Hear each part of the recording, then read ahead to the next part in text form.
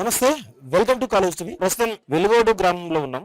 Recent గా జరిగినటువంటి ఈ పాల కోవా బన్ ఇష్యూ అవుతుందో దానికి సంబంధించినటువంటి ఇష్యూ జరిగింది సమ్మక్క సారక్క జాతరలో. కానీ ఎవరైతే వాళ్ళు ఉన్నారో వాళ్ళు వెలుగోడు గ్రామానికి చెందిన వాళ్ళు.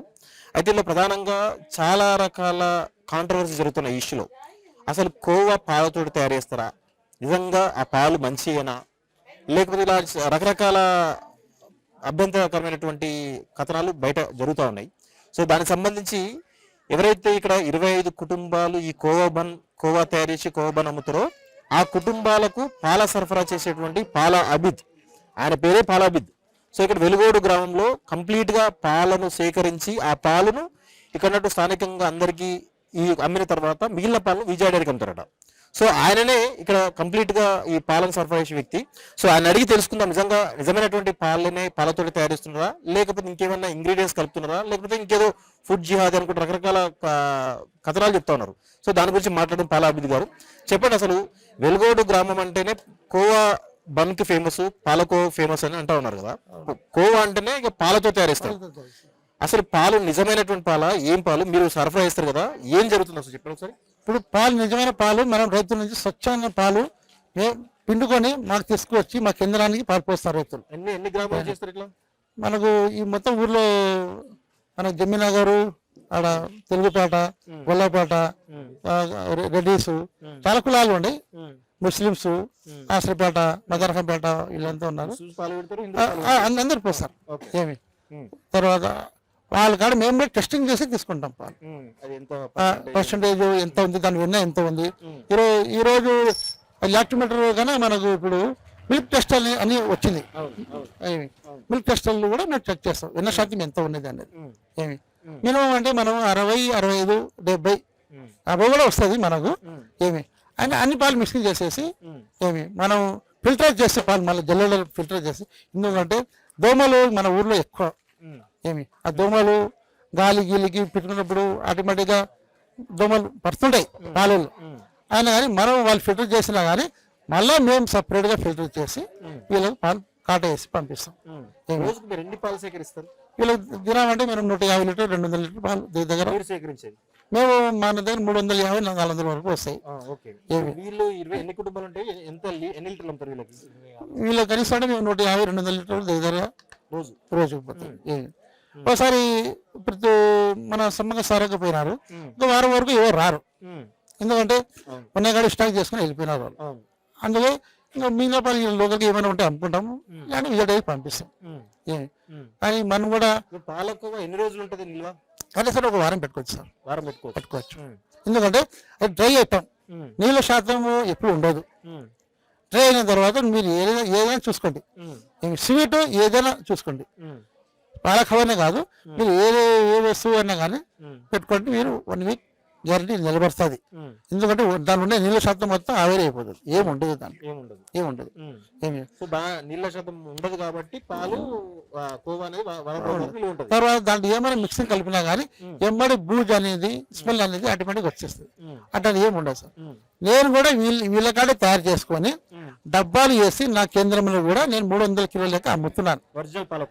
వీళ్ళ కాడే ఏమి ఉండదు అసలు బొత్తిగా, ఎందుకంటే కట్టెలు, చక్కెర, కూలి గిలి అంతా నేనే ఇస్తాను. వీళ్ళు ఏమి అదే తయారు చేసి నేను ఈ రోజు కూడా నా కేంద్రంలో డబ్బులు ప్యాక్ చేస్తూ ఉంది. మీరు కావాలంటే వచ్చి చూడండి. ఏమి మేము 300 లెక్క అమ్ముతాం. అది కనీసం మనకు 4-5 రోజులు గ్యారంటీ నిలబడుతుంది. ఏమి ఈ రోజు కూడా మా రైతులు ముస్లింసే కాదు, హిందువులు, అదర్ క్యాస్ట్లు అందరూ తిన్నారు. ఈ రోజు కూడా నాకు అప్పుడప్పుడు పెళ్లిళ్ళు అయితే కూడా మన ఇమానియల్ సార్ బిడ్డ కొడుకు పెళ్లి అయింది, little angel correspondent Emmanuel, 15 kilo పిక్కగా కొట్టి అని వాళ్ళు ఆర్డర్ ఇచ్చినారు. సార్ మనం స్వీట్ అయితే 600 కిలో పిక్క కాబట్టి దాంట్లో ఏం వేయరు, చక్కెర ఏటువంటి ఏం వేయరు. 500 సార్ కిలో అంటే అవి ఎంతైనా కానీ నీ నమ్మకము, నీ నమ్మిన వ్యక్తులు మీకు ఉన్నారు. ఏమి అట్లా ఇస్తే ఇట్లా ధరలు మీరు ఎంత చెప్తే అంత ఇస్తాను. లేదు సార్ అంటే ఏముండదు, ధర 500 సార్. స్వీట్ తీసుకొని 600 చక్కెర కలిపిస్తాం. అంటే మనం 11 లీటర్లకు 2 కిలో చక్కెర వేస్తాం సార్ మహా అంటే. ఏమి 1 లీటర్కి ఎంత క్వాంటిటీ వస్తుంది పాలకోవా? 5 లీటర్లకు వచ్చేసి మామూలు పిక్ అయితే 1 కిలో వస్తుంది సార్. చక్కెర వేస్తే కిలో చక్కెర వేస్తే 2 కిలో వస్తుంది అంతే. ఇప్పుడు రవ్వ కలుపుతారు కదా ఇప్పుడు కోవాలో, కోవా బండ్లో రవ్వ కలుపుతారు కదా, అది ఎంత ఉంటుంది క్వాంటిటీ ఎక్కువ వస్తుంది అది? అది ఎక్కువ వస్తుంది, ఎందుకంటే రవ వెయిట్ ఉంటుంది కాబట్టి కొద్ది వెయిట్ ఎక్కువ వస్తుంది. ఓకే. ఏమి రవ అంటే అది కూడా మనకు ఉప్మా రవ ఏం కాదు, బొమ్మ రవ ఏం కాదు అది. ఏమి అది ఎందుకంటే బ్రెడ్కు పోయాలంటే ఇప్పుడు మామూలు కవర్ చేస్తే మామూలు ఏమంటారు మన చక్కెర నూకలుగా లవ్ ఉంటుంది, ఆ బన్కు పూయనికి రాదు. ఓకే. అది ఓన్లీ మనం కప్పులు పెట్టుకుని తినవచ్చు, బన్కు మాత్రం రాదు. దానికోసం వీళ్ళు రవ్వ వాడడం అంతే. వేరే దురాచరణలు కానీ లాభం వస్తుంది అనే అటువంటి ఆలోచనలు లేవు. ఏమి 10 రూపాయలకు అసలు లాభమే రాదు, లాభం రావడానికి ఎందుకు అమ్ముతున్నారు అనేటువంటి ప్రశ్న ప్రధానంగా అనిపిస్తుంది. దాని గురించి మీరేమంటారు అసలు? ఇప్పుడు మేము అనేది ఏమంటే, ఇప్పుడు 15 లీటర్లు పాలు తీసుకున్నారు వీళ్ళు, దాన్ని 3 కిలో చక్కెర తర్వాత దాంట్లో 2 కిలో మనం రవ్వ వేసినా కానీ ఆ రవ్వ మనకు 50 రూపాయలు 55 రూపాయలు ఎంత ఉంది. కానీ ఆ 2 కిలో కనీసం అంటే మనకు వీళ్ళు 200 దగ్గర పడుతుంది అనుకోండి. అదే దాని మీదనే ఒక 300 400 500 పర్ డే 500 మహా అంటే 700 కన్నా ఎక్కువ రావు. ఏమి ఉపాధి ఒక రోజుకు. ఇంకోటి వీళ్ళు నేను చిన్నప్పుడు చూస్తున్నాను ఆర్థికంగా, అరే ఈ పని మానుకోండి, నేను ఉపాధి కల్పిస్తాను కిరాణం షాప్లో, లేదా బైక్ మెకానిక్ పిల్లలు ఉన్నారు, బైక్ మెకానిక్ ఇచ్చి పెట్టండి ఎన్నారు, మీ జజనానిపై మీ నాయనపై మీరుపై ఇంకా మీరు 4 తరాలు మీరు దీనిలో అంటే భయ్ హమారేకు క్యాబీ వేరే పని తెలియదు, మాకు ఇది ఒకటే వచ్చు మా పెద్దోళ్ళు మాకు వేరే దాళ్ళు తీసుకుపోలేదు అనేది వీళ్ళు ఒక మైండ్ సెట్ అయిపోయింది. మనం వాళ్ళు ఎన్నిసార్లు డివైడ్ చేసినాను. ఇంకోటి వీళ్ళకు ఆర్థిక సహాయం ఏ నాడు కూడా నేను అన్నా 2000 కావాలన్నా, అన్నా ఒక 5000 పాల అప్పుపై, అన్నా చక్కెర డబ్బులు లేవునా, అన్నా ఫలానా చోట కార్పెంటర్ కట్టెలు ఫోన్ చేయనా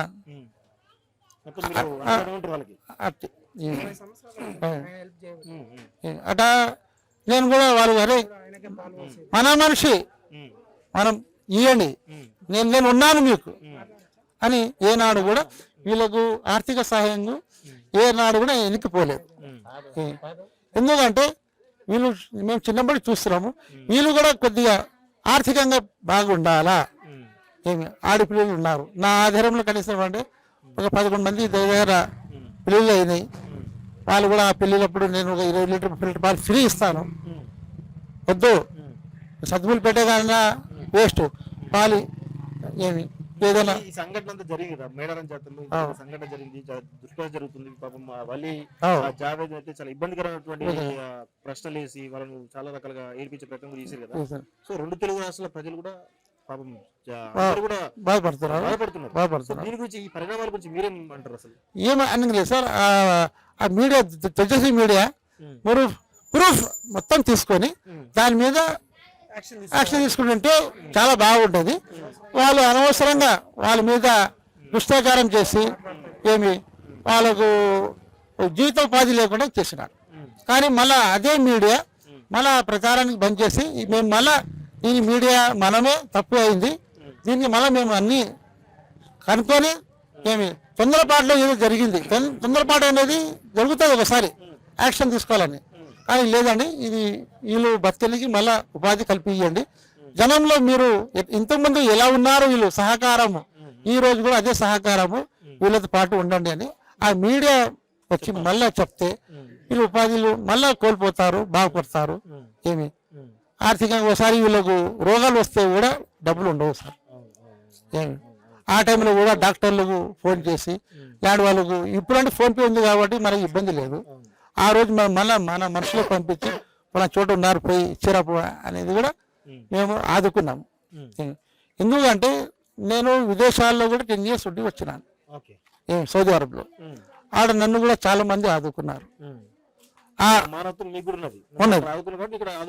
ఎవరు వాళ్ళు తెలియదు, నా అన్న కాదు, నా తమ్ముడు కాదు, నా బంధువు కాదు, నా ఊరోడు కాదు, ప్రతి క్యాస్ట్ నేను తిరిగినాను. పాకిస్తాన్ వాళ్ళతో వెళ్తున్నాను, ఫిలిపీన్స్, మిసర్, ఈజిప్ట్, బంగ్లాదేశ్, ఏమి చాలా మందితో, లాస్ట్ అమెరికా, జర్మనీ వాళ్ళతో కూడా నేను పనిచేస్తున్నాను. వాళ్ళు కూడా నన్ను హెల్ప్ చేస్తున్నారు.